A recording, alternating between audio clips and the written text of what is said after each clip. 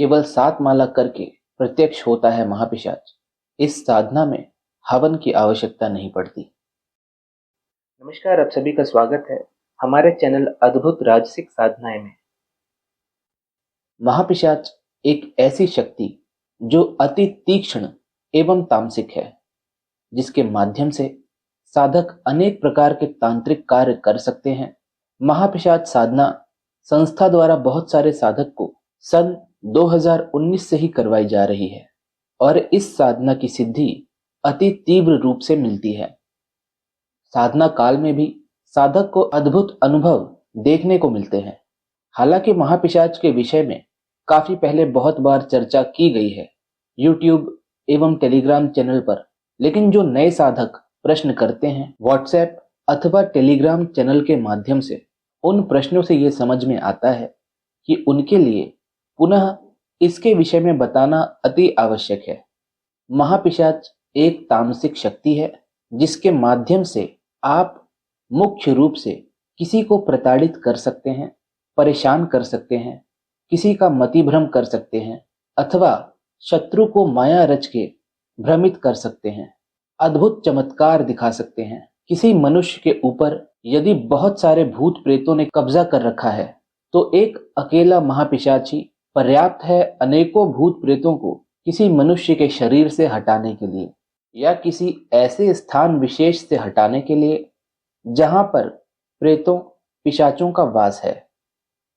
महापिशाच के माध्यम से आप किसी भी मनुष्य का एक्सोर्सिज्म कर सकते हैं, किसी भी पिशाच प्रेत बाधित जगह का शुद्धिकरण कर सकते हैं, क्योंकि महापिशाच एक ऐसी इकाई है जिसका कंट्रोल सभी भूतों, प्रेतों, पिशाचों, पिशाचिनियों, डायनों, चुड़ैलों एवं इन्हीं श्रेणी में आने वाली नकारात्मकताओं पर है।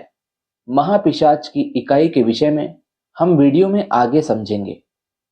आप स्वयं से समझिए, केवल एक महापिशाच को सिद्ध करके आप कितनी शक्तियों को अपने कंट्रोल में कर सकते हैं और उनसे कितने सारे कार्य करवा सकते हैं। मुख्य रूप से महापिशाच द्वारा षटकर्म किया जाता है। षटकर्म क्या है? तांत्रिक कर्म जैसे आकर्षण, वशीकरण, उच्चाटन, स्तंभन, विद्वेषण एवं मारण प्राचीन तांत्रिक साधनाओं के महत्वपूर्ण अंग हैं। ये कर्म विशेष रूप से तंत्र विद्या में उपयोग किए जाते हैं, जहां इनका प्रयोग बाहरी परिस्थितियों, लोगों और ऊर्जाओं को प्रभावित करने के लिए किया जाता है। इन कर्मों का उल्लेख तांत्रिक ग्रंथों में मिलता है और उन्हें तांत्रिक गुरु शिष्य परंपरा में पीढ़ी दर पीढ़ी सिखाया गया है। ये सभी कर्म काफी शक्तिशाली माने जाते हैं और इन्हें सही तरीके से उचित उद्देश्य और तैयारी के साथ किया जाना चाहिए। इनका प्रयोग कई बार व्यक्तिगत लाभ, बाधाओं को दूर करने या किसी स्थिति को नियंत्रित करने के लिए किया जाता है। हालांकि ये कर्म विवादास्पद और गलत समझे जाते हैं, लेकिन ये सदियों से भारतीय उपमहाद्वीप में प्रचलित है और कुछ गुप्त साधनाओं में आज भी इनका उपयोग होता है। आइए समझते हैं हर एक कर्म का विवरण, उसके उद्देश्य और उससे संबंधित तांत्रिक ग्रंथ। जीवन की सुरक्षा सभी का अधिकार एवं धर्म है, इसलिए हर व्यक्ति अपनी और अपने परिवार की शारीरिक सुरक्षा हेतु न्यूनतम वस्त्र, भोजन, आश्रय इसकी व्यवस्था सर्वप्रथम करते हैं। उसके बाद की सुरक्षा में स्वास्थ्य सर्वोपरि है, क्योंकि जब शरीर होगा तभी अन्य सुरक्षा की आवश्यकता होगी। मनुष्य बड़ी से बड़ी समस्या आसानी से काट सकता है अगर उसका शरीर स्वस्थ है और मस्तिष्क सही दिशा में कार्य कर रहा है। यही मनुष्य की स्वाभाविक स्थिति है। क्या वर्तमान समय में ऐसा हो रहा है? ईर्ष्या और अहंकार से डूबता हुआ मनुष्य सर्वप्रथम अपनी बुद्धि और विवेक खोता है, उसके बाद अपने इस शरीर को और साथ ही अपनी अर्जित संपत्ति को। लेकिन इस सत्य को स्वीकार करने में अभी भी मनुष्य को काफी समय लग सकता है। तंत्र विद्या इस तन के हेतु आवश्यक है, जिससे मनुष्य अपने जीवन को सुखमय बना सके। लेकिन आज के समय में तंत्र का प्रयोग खुद के लाभ से अधिक दूसरों को हानि पहुंचाने में किया जा रहा है, जो कि अत्यंत पीड़ादायक और कष्टकारी है। जब मनुष्य इससे ग्रसित होता है, उसके बाद वो अपने मस्तिष्क का सही उपयोग न कर पाने के कारण हमेशा हानि को ही प्राप्त करता है। वही हानि आर्थिक, मानसिक, शारीरिक, आत्मिक, आध्यात्मिक, व्यापारिक किसी भी क्षेत्र में हो सकती है। भौतिक शरीर की सुरक्षा करने में मनुष्य स्वयं से समर्थ है, लेकिन जो आंतरिक ऊर्जा है उसकी सुरक्षा हेतु मनुष्य समय निकाल नहीं पाते, अथवा यदि निकाल भी पाते हैं तो सही विधि के अभाव में उनको उसका लाभ नहीं प्राप्त हो पाता। आंतरिक ऊर्जा की सुरक्षा हेतु जप, तप, हवन, ध्यान क्रियाएं आदि प्रतिदिन आवश्यक है, लेकिन समय के अभाव में मनुष्य जो सर्वाधिक आवश्यक है सर्वप्रथम उनसे ही दूरी करता है, क्योंकि इनका असर तुरंत नहीं दिखता और इस समय काल में मनुष्य को सब कुछ तुरंत चाहिए। आंतरिक ऊर्जा पर प्रभाव अतिरिक्त शक्तियों के माध्यम से होता है, जो कि किसी भी प्रकार से प्रभाव कर सकती है। स्पर्श, किसी चीज को आपके शरीर से स्पर्श करवा दिया जाएगा। रस, कुछ आपके भोजन पदार्थ में मिला के आपको खिला दिया गया हो। गंध, किसी भी प्रकार का परफ्यूम अथवा धुआं करके गंध बनाई गई हो। रूप, कोई चीज आपको ऐसी दिखा दी जाए जो अप्राकृतिक हो। ध्वनि, कुछ शब्द ऐसे आपको सुना दिए जाए। आकाश अथवा वायु, यह तंत्र का अति प्रचंड विज्ञान है, जिसमें कोई व्यक्ति एक जगह बैठे बैठे आपके शरीर पर नियंत्रण कर लेता है। ये वो मुख्य माध्यम है जिनसे साधक अर्श से फर्श पर आ सकते हैं। इनके अलावा भी अनेक माध्यम हैं जिनसे आंतरिक शरीर कमजोर होने लगता है। उदाहरण हेतु, ग्रहों का प्रतिकूल प्रभाव, कुल देवी देवता का रुष्ट हो जाना, ग्राम देवी देवता का अप्रसन्न रहना, अपने इष्ट की सेवा न करना इत्यादि। इन सभी से होने वाले प्रभाव में साधक कैसी परेशानियां झेलते हैं, ये मैं आपको कम से कम शब्दों में समझाने का प्रयत्न कर रहा हूँ। आर्थिक समस्याएं, नौकरी व्यापार में हानि आदि होती रहती है। शारीरिक समस्याएं, बीमारियां उत्पन्न होना, आंतरिक शरीर कमजोर होना। मानसिक समस्याएं, विचारों में डूबे रहना, भ्रम अथवा भय की स्थिति बने रहना। आध्यात्मिक समस्याएं, पूजा पाठ में मन न लगना, ईश्वर से विरोध करना। ऐसी अनेक समस्याएं जो आंतरिक शरीर से संबंधित है, लेकिन उनका प्रभाव भौतिक शरीर पर आता है। अतः यदि आंतरिक शरीर को हम भौतिक रूप से सुरक्षा प्रदान कर दें, तो इस समस्या से भी मुक्ति मिल सकती है। इसके लिए तंत्र एवं इस संपूर्ण सृष्टि के महागुरु भगवान शिव द्वारा दिए गए रुद्राक्ष का विशेष रक्षा आवरण का निर्माण सावन माह में गुप्त रूप से किया गया है, जिससे इन सभी समस्याओं से पूर्ण सुरक्षा की संभावना है। जिसका निर्माण विशेष रुद्राक्ष के समूह से बनाया गया है, जिससे ये स्त्री पुरुष सभी को लाभ प्रदान करे। इसे छोटे बच्चे से बड़े बूढ़े सभी धारण कर सकते हैं। इस रक्षा आवरण को वे साधक भी धारण कर सकते हैं जो अपने जीवन में बताई गई समस्याओं से सुरक्षा चाहते हैं, अर्थात कि भविष्य में उन्हें ऐसी कोई भी समस्या का सामना न करना पड़े। अधिक जानकारी टेलीग्राम चैनल पर उपलब्ध। आकर्षण कर्म। आकर्षण का अर्थ होता है किसी को या किसी वस्तु को अपनी ओर खींचना। आकर्षण कर्म में उन विधियों, मंत्रों और यंत्रों का उपयोग किया जाता है जिनसे किसी व्यक्ति या वस्तु को आकर्षित किया जा सके। इसका उपयोग प्रेम, धन या प्रभाव को अपनी ओर खींचने के लिए किया जाता है। इस कर्म का मुख्य उद्देश्य किसी व्यक्ति या परिस्थिति को साधक के अनुरूप बनाना होता है। इसे आमतौर पर दो लोगों के बीच आकर्षण उत्पन्न करने के लिए किया जाता है। इसका उपयोग धन या भाग्य जैसी परिस्थितियों को अपनी ओर खींचने के लिए भी किया जा सकता है। रुद्र यामल और काली तंत्र में आकर्षण कर्म और इसके मंत्रों का विवरण दिया गया है। अथर्ववेद में कामदेव मंत्र का उपयोग आकर्षण साधनाओं में बताया गया है। वशीकरण कर्म। वशीकरण के विषय में वैसे तो एक विस्तार पूर्वक चर्चा टेलीग्राम चैनल पर की गई है, लेकिन फिर भी सारांश रूप में समझ लेते हैं। वशीकरण का अर्थ होता है किसी को अपने वश में करना। इस कर्म का उद्देश्य किसी व्यक्ति या वस्तु को नियंत्रण में लाना या उसकी सोच और कार्यों पर प्रभाव डालना होता है। इसका प्रयोग किसी व्यक्ति, समूह या किसी निर्जीव वस्तु जैसे धन या सफलता पर किया जाता है। वशीकरण का उपयोग किसी व्यक्ति पर प्रभाव डालने, प्रेम या विवादों में विजय प्राप्त करने या किसी की राय या निर्णय को बदलने के लिए किया जाता है। रुद्र यामल और वशीकरण तंत्र में वशीकरण की विधियों का विस्तार से वर्णन है। काम रत्न तंत्र में भी किसी व्यक्ति के मन को वश में करने के उपाय दिए गए हैं। उच्चाटन कर्म। उच्चाटन अर्थात विरोध उत्पन्न करना। इसका उपयोग किसी व्यक्ति या समूह के बीच दूरियां पैदा करने या किसी अवांछित संबंध या परिस्थिति को खत्म करने के लिए किया जाता है। इस कर्म का उद्देश्य किसी को अपने जीवन से दूर करना या उनके बीच अलगाव पैदा करना होता है। इसका उपयोग तब किया जाता है जब किसी व्यक्ति या वस्तु को जीवन से हटाना होता है या किसी व्यक्ति या समूह के बीच दूरी उत्पन्न करनी होती है। कुछ विशेष मंत्रों या विशेष यंत्रों का उपयोग करके संबंधों में दरार या अवरोध उत्पन्न हो सकता है। तंत्र राजवट और काली तंत्र में उच्चाटन कर्म और इसके मंत्रों का विवरण दिया गया है।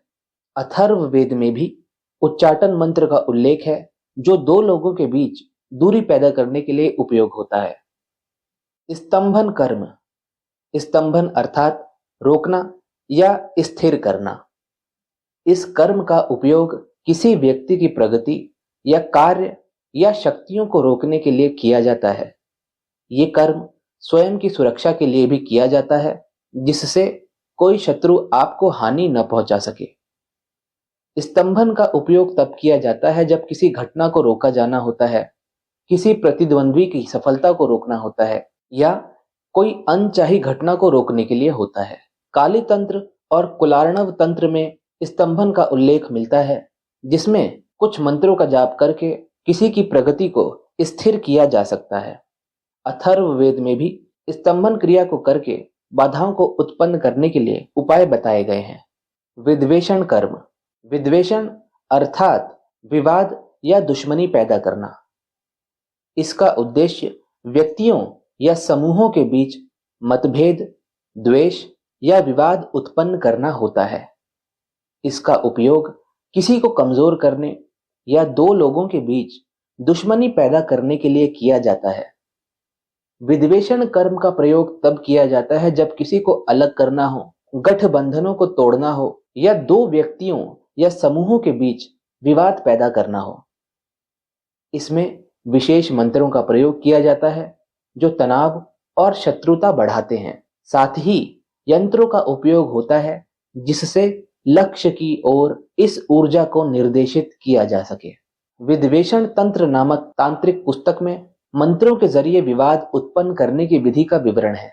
तंत्र राजववट नामक तांत्रिक किताब में गलत फहमियां और झगड़े पैदा करने के उपाय बताए गए हैं। अंत में आता है मारण कर्म, जो कि षटकर्म का सबसे खतरनाक और भयावह कर्म होता है। इसका उपयोग किसी व्यक्ति को गंभीर रूप से नुकसान पहुंचाने या मृत्यु तक पहुंचाने के लिए किया जाता है। ये कर्म आमतौर पर अत्यंत विपत्ति के समय या अपनी सुरक्षा के लिए प्रयोग किया जाता है और इसे केवल अनुभवी तांत्रिक साधक ही करते हैं। मारण कर्म का प्रयोग तब किया जाता है जब स्थिति बहुत गंभीर हो और किसी शक्तिशाली दुश्मन को खत्म करना हो या किसी जीवन धमकी देने वाली स्थिति से निपटना हो। मारण तंत्र अत्यधिक शक्तिशाली और खतरनाक माने जाते हैं। इनका उपयोग विशेष यंत्रों, औषधियों और अन्य पवित्र वस्तुओं के साथ किया जाता है। रुद्र यामल नामक तांत्रिक पुस्तक एवं काली तंत्र नामक तांत्रिक पुस्तक में मारण साधना और मंत्रों का विस्तार से वर्णन मिलता है।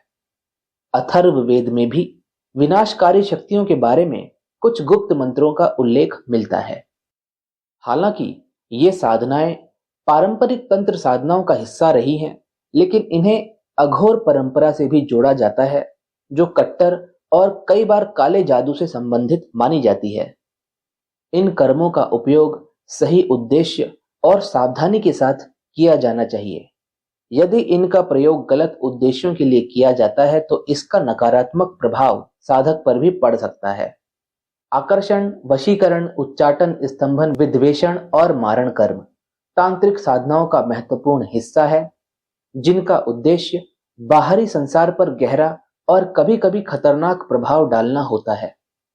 इन साधनाओं को गंभीरता से और उचित गुरु के मार्गदर्शन में ही किया जाना चाहिए, क्योंकि ये कर्म गहरे नैतिक और आध्यात्मिक जोखिमों के साथ आते हैं।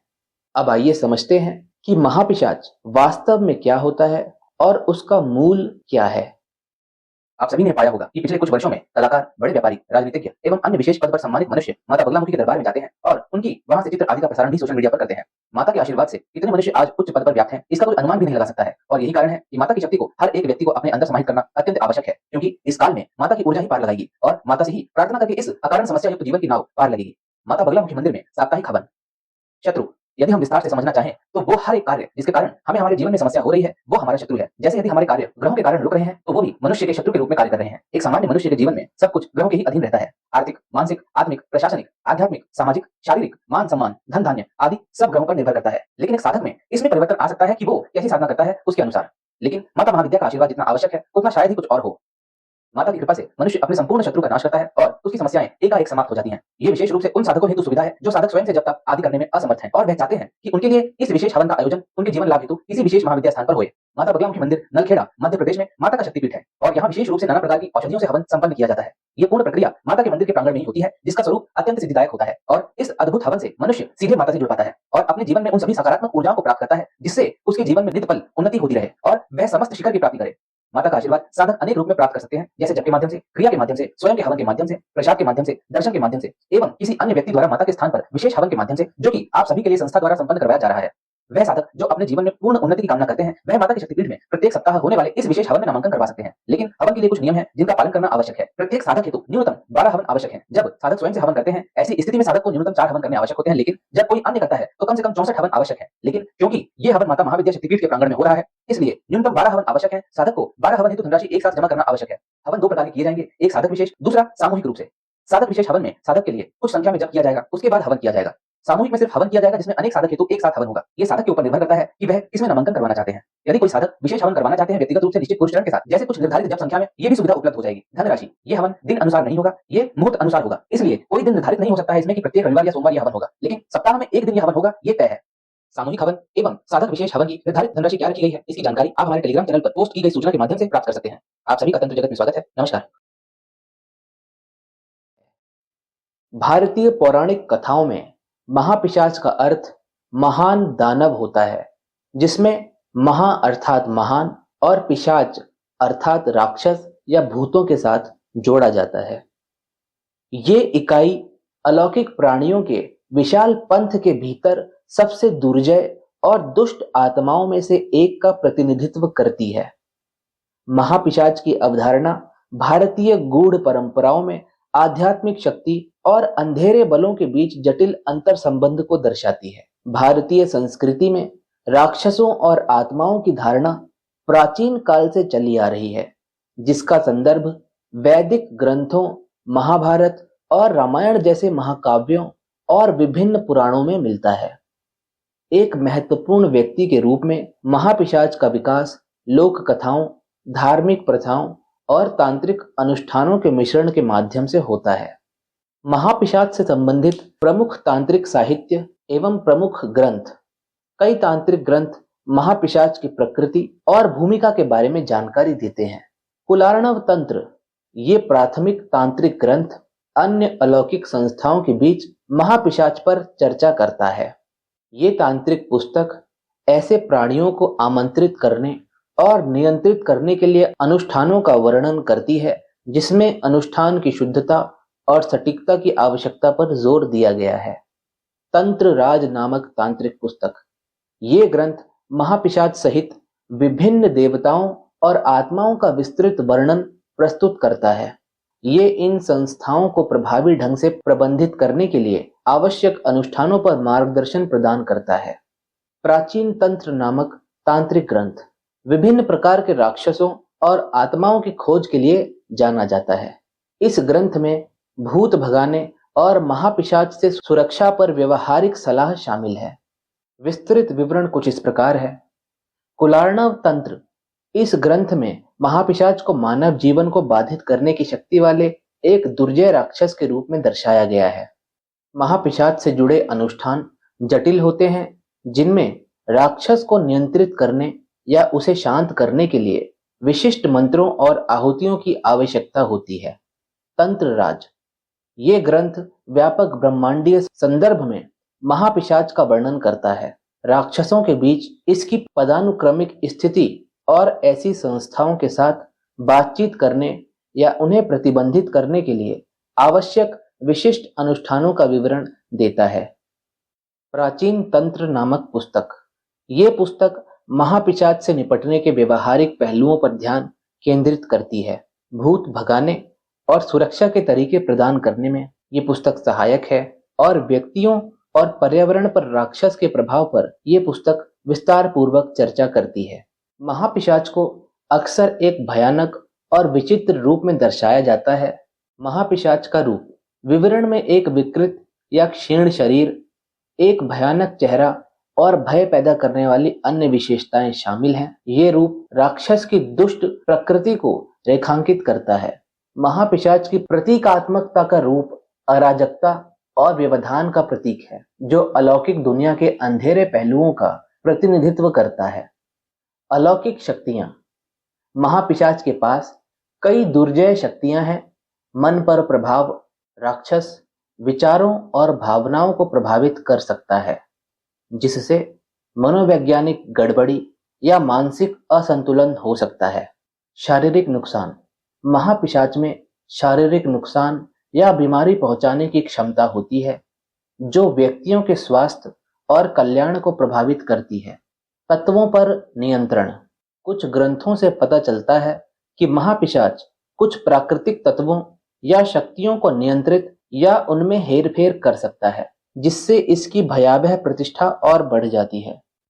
महापिशाच के अनुष्ठान का अभ्यास कैसे किया जाता है अथवा आवाहन और नियंत्रण कैसे किया जाता है, आइए समझते हैं। उन्नत तांत्रिक साधक महापिशाच का आवाहन या नियंत्रण करने का प्रयास कर सकते हैं। अनुष्ठान सटीकता। महापिशाच का आवाहन करने के अनुष्ठान अत्यधिक सटीक होते हैं, जिसके लिए विशिष्ट मंत्रों, प्रसाद और प्रक्रियाओं की आवश्यकता होती है। अक्सर राक्षस की शक्ति का दोहन करना कुछ अलौकिक उद्देश्यों को प्राप्त करना होता है। आध्यात्मिक जोखिम। महापिशाच के साथ जुड़ना राक्षस की द्वेषपूर्ण प्रकृति के कारण महत्वपूर्ण जोखिम शामिल करता है। इन जोखिमों को प्रभावी ढंग से प्रबंधित करने के लिए साधकों को तांत्रिक प्रथाओं में पारंगत होना चाहिए। भूत भगाना। भूत भगाने के अनुष्ठान महापिशाच के प्रभाव को दूर करने के लिए बनाए गए हैं। अनुष्ठानों में आमतौर पर शक्तिशाली मंत्रों का जाप करना और राक्षस को खुश करने या भगाने के लिए प्रसाद चढ़ाना शामिल होता है। प्रभावित व्यक्ति या स्थान को शुद्ध करने के लिए विशिष्ट अनुष्ठान किए जाते हैं, जिससे महापिशाच की उपस्थिति को हटाया जा सके। राक्षस के प्रभाव के खिलाफ अवरोध पैदा करने के लिए विभिन्न सुरक्षात्मक ताबीज का उपयोग किया जाता है। सुरक्षात्मक अनुष्ठानों में महापिशाच के द्वेष से बचाव के लिए दयालु देवताओं या आत्माओं का आवाहन करना शामिल है। महापिशाच की व्याख्या भारत के विभिन्न क्षेत्रों में अलग अलग तरीके से की जाती है। स्थानीय लोक कथाओं में अक्सर महापिशाच के बारे में अनोखी कहानियां और मान्यताएं शामिल होती हैं, जो राक्षस की विशेषताओं और प्रभाव में क्षेत्रीय विविधताओं को दर्शाती है। क्षेत्रीय अनुष्ठान और प्रथाएं अलग अलग हो सकती हैं, जो स्थानीय देवताओं और रीति रिवाजों को तांत्रिक परंपरा के व्यापक ढांचे में शामिल करती हैं। लोक परंपराओं में महापिशाच से निपटने के व्यवहारिक तरीके शामिल हैं। लोक प्रथाएं अक्सर पारंपरिक मान्यताओं और स्थानीय अनुकूलनों के मिश्रण को दर्शाती हैं, जो इस बात की अंतर्दृष्टि प्रदान करती है कि विभिन्न समुदायों में महापिशाच को कैसे माना जाता है। महापिशाच के प्रभाव को संबोधित करने के लिए स्थानीय परंपराओं में विभिन्न उपायों और अनुष्ठानों का उपयोग किया जाता है, जिसमें अक्सर सामुदायिक भागीदारी और स्थानीय देवता शामिल होते हैं। महापिशाच कई प्रतीकात्मक अवधारणाओं का प्रतिनिधित्व करता है, जैसे अराजकता और अव्यवस्था। दानव ब्रह्मांड में अराजक और विघटनकारी शक्तियों का प्रतीक है, जो अस्तित्व के अंधेरे पहलुओं को दर्शाता है। महापिशाच से जुड़ना मानव प्रकृति और अलौकिक दुनिया के अंधेरे पहलुओं का सामना करने और उन्हें समझने के तरीके के रूप में देखा जा सकता है। तांत्रिक दर्शन में महापिशाच आध्यात्मिक अभ्यास में एक भूमिका निभाता है। महापिशाच से निपटना कभी कभी आध्यात्मिक ज्ञान के मार्ग के हिस्से के रूप में देखा जाता है, जहां दुष्ट शक्तियों का सामना करना और उन पर काबू पाना व्यक्तिगत विकास में योगदान देता है। महापिशाच की उत्पत्ति ब्रह्मांड में परोपकारी और दुष्ट शक्तियों के बीच संतुलन को उजागर करती है, जो सद्भाव और नियंत्रण की आवश्यकता पर जोर देती है। विद्वान भारतीय पौराणिक कथाओं और तांत्रिक प्रथाओं में इसकी भूमिका को समझने के लिए महापिशाच का अध्ययन करते हैं। शैक्षणिक अनुसंधान महापिशाच के ऐतिहासिक, सांस्कृतिक और धार्मिक पहलुओं का पता लगाता है, जो इसके महत्व और विकास के बारे में जानकारी प्रदान करता है। अन्य परंपराओं में समान आकृतियों के साथ तुलना करने से महापिशाच को अलौकिक प्राणियों के व्यापक ढांचे के भीतर संदर्भ देने में मदद मिलती है। महापिशाच के समकालीन प्रतिनिधित्व व्यापक रूप से भिन्न हो सकते हैं, वफादार अनुकूलन से लेकर रचनात्मक पुनर्व्याख्या तक, जो आधुनिक संवेदनाओं को दर्शाते हैं। लोकप्रिय संस्कृति में महापिशाच का चित्रण एक पौराणिक आकृति की समकालीन धारणाओं और समझ को प्रभावित करता है। महापिशाच भारतीय पौराणिक कथाओं और तांत्रिक परंपराओं के बीच एक जटिल और बहुआयामी आकृति है। एक महान राक्षस के रूप में ये महत्वपूर्ण अलौकिक शक्ति और द्वेष का प्रतीक है। महापिशाच की छवि आध्यात्मिक शक्ति, द्वेषपूर्ण शक्तियों और भारतीय परंपराओं के भीतर व्यापक ब्रह्मांडीय ढांचे के परस्पर क्रिया में मूल्यवान अंतर्दृष्टि प्रदान करती है। महापिशाच को समझने के लिए इसके विभिन्न गुणों, भूमिकाओं और इससे जुड़े अनुष्ठानों की खोज करने की आवश्यकता है। साथ ही साथ ऐतिहासिक और समकालीन दोनों संदर्भों पर इसके प्रभाव पर विचार करना आवश्यक है। सिद्ध मध्य अनुभव। मैं पिछले 7 सालों से मनोरोग की दवाइयां ले रहा था। मुझे जनरल एंजाइटी डिसऑर्डर और बाइपोलर डिसऑर्डर जैसी कई मानसिक बीमारियां बताई गई, लेकिन मानसिक शांति कभी भी नहीं मिली। 2019 में कॉलेज खत्म होने के बाद मैं 2023 तक बेरोजगार रहा। मेरी संकल्प शक्ति पूरी तरह से समाप्त हो गई थी। मैं कभी कोई व्रत या संकल्प लेता और अगले ही दिन उसे छोड़ देता। बड़े बड़े विचार बनते थे कि जैसे आज मैं 5 घंटे क्रियायोग करूंगा, लेकिन आलस्य की स्थिति चरम पर थी। जैसे तैसे मेरी नौकरी 2023 में लगी, लेकिन लापरवाही के कारण मुझे नौकरी से निकाल दिया गया, क्योंकि मैंने मैनेजर को अपनी बीमारी के बारे में बता दिया था। पिछले 8-9 महीनों में मैंने 4 डॉक्टर बदले, लेकिन कोई लाभ नहीं हुआ। इंटरव्यू की तैयारी भी ठीक से नहीं कर पा रहा था, क्योंकि मेरा मन मेरे वश में नहीं था। दिन भर ख्याली पुलाव के विचार आते रहते थे और मैं अत्यधिक आक्रामक भी हो जाता था कभी-कभी। आखिरकार मैंने साधकों के अनुभव देखकर मनीष जी को अपनी स्थिति बताई। उन्होंने सिद्ध मद्य लेने की सलाह दी। सिद्ध मद्य का सेवन करने के 2-3 दिन में ही पढ़ाई करने का जुनून जाग उठा। 21 दिनों में मैंने इतनी पढ़ाई कर ली जितनी पिछले 7 महीनों में भी नहीं की थी। घर वालों के अनुसार मुझे सिद्ध मद्य से 50% तक लाभ मिला है। अब केवल कभी-कभार रात को सिर में हल्की सी चक्कर आती है, बिना किसी दर्द के। मैं मनीष जी का आभारी हूँ और संपूर्ण संस्था को अत्यंत धन्यवाद करता हूँ। दोस्तों, सिद्ध मध्य क्या है, आइए जानते हैं। सिद्ध मध्य के प्रभाव को हम क्रियायोग एवं तंत्र दोनों ही अनुसार से समझेंगे, जिससे साधकों को ज्यादा बेहतर समझ आएगा। मानव शरीर में नाना प्रकार की वायु, कोष एवं नाड़ी चक्र होते हैं, जो जन्म से स्वतः एक निश्चित स्थिति में होते हैं, जिससे मनुष्य एक सामान्य जीवन जीता है। लेकिन इनमें थोड़ा सा भी फेरबदल साधक के जीवन में कौतूहल ला सकता है, जिसमें व्यक्ति शारीरिक, मानसिक, आत्मिक समस्या से जूझता है। अतः ये समझ आवश्यक है कि सिर्फ भौतिक ही नहीं, आंतरिक ऊर्जा शरीर भी संतुलित रहे। जो भी शोध आज के समय में होते हैं, वह उनपे ही हैं जो भौतिक रूप से उपस्थित हैं। इसी कारण से शरीर आंतरिक ऊर्जा का स्रोत सूक्ष्म एवं कारण शरीर पर सिर्फ आध्यात्मिक दृष्टि से ही शोध किया गया है, जिसके संपूर्ण फल प्राप्त हुए हैं मुक्ति एवं मोक्ष के संदर्भ में। अतः साधक योग के माध्यम से स्वयं के पूर्ण आंतरिक भौतिक शरीर को स्वस्थ रख सकते हैं, लेकिन ऐसा करने में असमर्थ होने के कारण साधक नाना प्रकार की समस्या से ग्रसित होते हैं, जिन्हें खान पान अथवा दवा से ठीक होने में अत्यधिक समय लग सकता है। भौतिक शरीर में समस्या जब भी होगी, उसी के साथ आंतरिक ऊर्जा शरीर में भी बदलाव होंगे, अथवा जब आंतरिक ऊर्जा शरीर में बदलाव होंगे, वह भौतिक शरीर में दिखेगा। इसलिए जब भी व्यक्ति किसी प्रकार की अप्राकृतिक समस्या होती है, उसमें नाना प्रकार की ऊर्जा की आवश्यकता होती है उसे ठीक करने हेतु, जिसमें रस, गंध, स्पर्श आदि सभी सम्मिलित हैं। शरीर में मुख्य 5 वायु जो शरीर को पूर्ण रूप से स्वस्थ रखने हेतु जिम्मेदार है। साथ में कफ, वात, पित्त जो कि मूल 5 तत्वों का ही स्वरूप है, जैसे जल एवं भूमि मिलके कफ, जल और अग्नि मिलके पित्त और आकाश और वायु मिलके वात निर्मित होते हैं। समस्या तब होती है जब इनमें से कुछ भी असंतुलित हो जाए। उसमें व्यक्ति को ये समझ नहीं आता कि वो क्या कर रहा है। शरीर में 5 मुख्य वायु में उदान वायु शरीर के कंठ से ऊपरी भाग में होती है, जो कि मस्तिष्क का नियंत्रण रखती है। इसी के कारण शरीर का भार रहता है। जब व्यक्ति का देहांत होता है, उस समय इसी के अभाव में शरीर भारी हो जाता है। इसमें बदलाव होने पर व्यक्ति नाना प्रकार के मानसिक कष्ट का सामना करता है, जिसमें वो एक काल्पनिक जीवन जीने लगता है, अनर्गल बातें करने लगता है, भय में जीवन जीने लगता है। जब वो वायु असंतुलित होती है, उसी के साथ व्यान वायु भी होती है, जिसमें त्वचा खराब होने लगना या साधक स्पर्श की शक्ति खोने लग जाता है। धीरे धीरे मांसपेशियां आदि कमजोर होने लग जाती है। ऐसी स्थिति में साधक को आंतरिक ऊर्जा के विकास की आवश्यकता होती है, जिसे वो योग के माध्यम से अथवा रस, स्पर्श, गंध के माध्यम से प्राप्त करता है, जिससे वो इस असंतुलन से शीघ्र बाहर निकल सके। ये रस ही सिद्ध मध्य है। तंत्र अनुसार साधक अपने जीवन में नाना प्रकार के स्थान एवं व्यक्ति के प्रभाव में आते हैं, जिसमें साधक संपूर्ण समर्पण करते हैं। जिस समय वह मूत्र त्याग करते हैं अथवा संभोग करते हैं, उनका शरीर स्वयं सुरक्षा में कम रहता है, जिस कारण से किसी भी अतृप्तता के प्रभाव में आसानी से आ जाते हैं। ये सिर्फ इन्हीं 2 समय पर नहीं, अन्य हर समय साधक का शरीर नाना प्रकार की प्रकृति प्रभावित क्रियाओं का सामना करता रहता है, जिसमें यदि वो आंतरिक रूप से शक्तिशाली है तो उन्हें पार कर लेता है, अन्यथा प्रभाव में आ जाता है, जिसे सामान्य शब्दों में नकारात्मकता कहते हैं।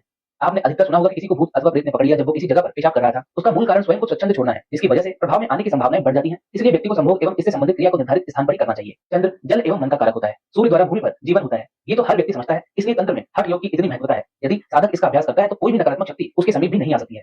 साथ ही साथ वह इन पर नियंत्रण भी कर लेता है। लेकिन साधक अपने निजी जीवन में इतने व्यस्त हैं कि उनके पास समय नहीं है। इसलिए इनके असंतुलन अथवा यह नाड़ी असंतुलन ही शारीरिक समस्या उत्पन्न करता है, जिसमें कुछ चक्र प्रभावित हो जाते हैं। इनको पूर्ण रूप से संतुलित और प्रभावशाली बनाने हेतु ही सिद्ध मध्य है, जिससे साधक के अंदर प्रकृति से समस्त ऊर्जा को ग्रहण करने की शक्ति बढ़ती है और उसके नाड़ी और शरीर में ऊर्जा विकास होता है। ये मूल स्वरूप है इसे समझने का। अब समझते हैं इन्हें प्राप्त होने वाले लाभ के विषय में। ये सिर्फ सेवन करने वाले के शरीर पर कार्य करता है। नकारात्मकता से मुक्ति, नाना प्रकार की अप्राकृतिक बाधा से मुक्ति, भय से मुक्ति, मानसिक असंतुलनता से मुक्ति, शारीरिक संचय से मुक्ति, डरावने स्वप्न आदि से मुक्ति, नजर दोष आदि से बचाव। इसे गिना नहीं जा सकता। जितनी भी समस्या जो शरीर से संबंधित है, उनमें मुक्ति मिल जाती है। एक साधक को इसके माध्यम से माइग्रेन में भी आराम मिला। एक साधक को लंबे समय से शारीरिक समस्या थी, उन्हें लगभग 1 सप्ताह के सेवन से 35% राहत है। अभी तक जिन्होंने भी इसका सेवन किया है, उन्हें लाभ प्राप्त हुए हैं। अतः यदि आप भी किसी भी प्रकार से ऊपरी बाधा अथवा किसी अन्य अप्राकृतिक चीज से ग्रसित हैं, तो आप इसका सेवन अवश्य करें। इसके विषय में अधिक जानकारी टेलीग्राम चैनल पर सार्वजनिक रूप से उपलब्ध है।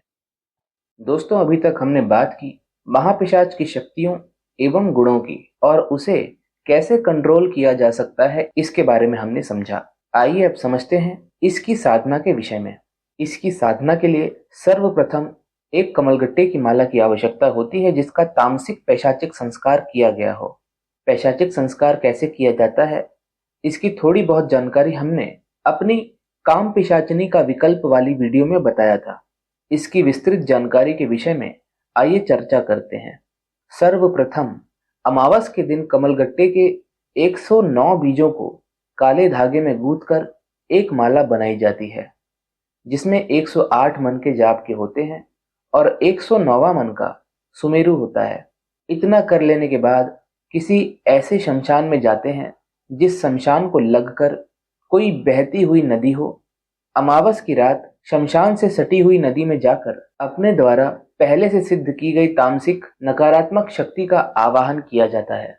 उस शक्ति के आने के बाद कुंवारे मुर्गा और मुर्गी के रक्त और शराब के मिश्रण में माला को डालकर आवाहन की गई शक्ति को उस माला पर बिठाकर शक्ति द्वारा प्रदत्त मंत्र का जाप माला पर एक निर्धारित संख्या में किया जाता है, जिसके बाद उस पैशाचिक शक्ति की ऊर्जा माला में समाहित हो जाती है और शक्ति को भोग देकर वापस भेज दिया जाता है और उसकी पैशाचिक शक्ति की ऊर्जा माला में बिठाकर उस माला को काले कपड़े में लपेटकर उसे लकड़ी के एक बक्से में रख लिया जाता है, ताकि माला की पैशाचिक शक्ति क्षीण ना हो एवं किसी साधारण मनुष्य के संपर्क में उसकी ऊर्जा ना जाए, अन्यथा साधारण मनुष्य परेशान हो जाएगा।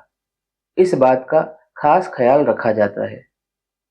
इस संदर्भ में पैशाचिक माला संस्कार का वीडियो डिस्क्रिप्शन में उपलब्ध है, उसे देख सकते हैं। अब पैशाचिक माला का संस्कार करने के बाद किसी ऐसी जगह का चुनाव पहले से ही करके रखा जाता है जहां साधना के समय कोई साधक को देखे ना और मंत्र जाप करते समय साधक को कोई टोके ना, अन्यथा साधना की गुप्तता भंग हो जाएगी और साधना खंडित हो जाएगी। इसके बाद उसी अमावस्या की रात दीक्षा लेकर महापिशाच की साधना के लिए बैठा जाता है और 7 माला का जाप किया जाता है और इसी तरह से आगे आने वाली प्रति रात्रि 7 माला मानसिक मंत्र जाप करनी होती है। साधना काल के दिनों में किसी भी प्रकार के धार्मिक स्थल पर जाना वर्जित है। घर के मंदिर में पूजा पाठ करना वर्जित है। किसी भी प्रकार के धार्मिक कार्य करना, धार्मिक अनुष्ठान में जाना, प्रसाद आदि का सेवन करना वर्जित बताया गया है, अन्यथा साधना खंडित हो जाती है। किसी भी प्रकार के अन्य मंत्रों का पाठ भी निषेध है साधना काल में। एक बात का हमेशा ध्यान रखना है कि महापिशाच साधना काल में सूर्य की रोशनी से हमेशा दूर रहना है, अर्थात धूप में बाहर नहीं निकलना है, नहीं तो साधना सफल नहीं होगी। यदि साधना में बताए गए निषेध नियमों में से किसी भी नियम का उल्लंघन होता है तो साधना खंडित मानी जाएगी और पुनः नई माला और दीक्षा के साथ साधना अगली अमावस से पुनः शुरू करनी होगी और पुरानी माला का विसर्जन करना होगा। इस साधना में काला आसन उपयोग किया जाता है और अमावस की रात से लेकर अगले 19 दिन तक ये साधना की जाती है और आखिरी दिन की जब मंत्र जाप समाप्ति होती है तो महापिशाच का आवाहन करना होता है। मूल मंत्र का जाप करके चारों दिशा में फूंक मार के उनसे प्रत्यक्ष होने का आग्रह किया जाता है। जब महापिशाच का आगमन होता है तो वचन का लेन देन होता है और इसके बाद अंत में उन्हें अगली रात भोग देने का वचन देकर उन्हें वापस भेज दिया जाता है, ये कहकर कि जब भी उनका आवाहन किया जाए तो वो प्रत्यक्ष होकर भोग के बदले साधक के इच्छित कार्य करें। महापिशाच में इतनी शक्ति होती है कि वो साधक के कोई भी इच्छित कार्य कर सकते हैं। इसके विषय में वीडियो में पहले चर्चा की जा चुकी है। महापिशाच का प्रत्यक्षीकरण साधना काल के 19 दिनों के बीच भी हो सकता है और उनके द्वारा साधना सफलता सुनिश्चित भी की जा सकती है साधक को, लेकिन ऐसा समझना नहीं चाहिए। जब तक साधना के दिन संपूर्ण न हो जाएं, साधना सफल नहीं मानी जाती। भले ही शक्ति सामने से आकर साधना रोकने को कहे और ये आश्वासन दे कि साधना सफल हो गई है। एक साधक को ऐसी स्थिति में शक्ति से साधना पूर्ण करने की अनुमति लेनी चाहिए और साधना पूर्ण करने की अपनी इच्छा शक्ति के समक्ष रखनी चाहिए और साधना के सभी दिवस पूरे करने चाहिए। दोस्तों, ये था महापिशाच की साधना का संदर्भ। मंत्र की प्राप्ति हेतु डिस्क्रिप्शन में उपलब्ध लिंक के माध्यम से व्हाट्सएप चैनल एवं टेलीग्राम चैनल अवश्य ज्वाइन करें। आप सभी का तंत्र जगत में स्वागत है। नमस्कार एवं धन्यवाद। वर्तमान समय में जैसा कि आप सभी जानते हैं कि संस्था में आश्रम निर्माण का कार्य किया जा रहा है, जहां पर साधक आ करके वहां रह करके समस्त प्रकार की साधनाएं संपन्न कर सकेंगे। वे साधक जो संस्था के आश्रम निर्माण कार्य में किसी भी प्रकार का योगदान करना चाहते हैं, वे हमारे टेलीग्राम अथवा व्हाट्सएप चैनल से जुड़ करके अपना योगदान कर सकते हैं। नमस्कार।